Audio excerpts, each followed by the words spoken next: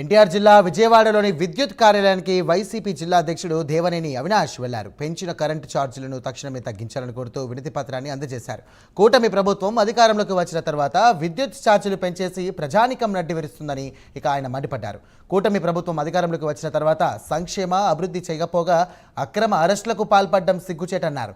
నమ్మి ఓట్లు వేసిన ప్రజలు ఎంత బాధపడుతున్నారని దేవనేని అవినాష్ అన్నారు.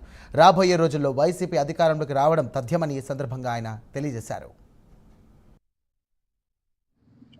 మాకు అండగా నిలిచి ఇంక పక్క సంక్షేమ అభివృద్ధి కార్యక్రమాలు జగన్మోహన్ రెడ్డి గారు చేస్తే ఈరోజు కూటమి ప్రభుత్వం అధికారంలోకి వచ్చిన తర్వాత అడుగడుగున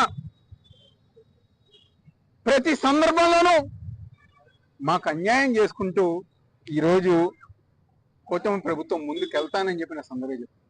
ఈరోజు ఒక్కసారి ఎవరైతే తెలుగుదేశం పార్టీ నాయకులు ఉన్నారో, జనసేన పార్టీ నాయకులు ఉన్నారో, బీజేపీ నాయకులు ఉన్నారో, ఆ రోజు మీరందరూ గారు బాండ్ పేపర్ రాసిచ్చారు. కరెంట్ ఛార్జీలు పెంచమని, సంక్షేమ కార్యక్రమాలు అందిస్తామని చెప్పని ఇల్లు తిరిగి మీరు బాండ్ పేపర్ రాసిచ్చారు.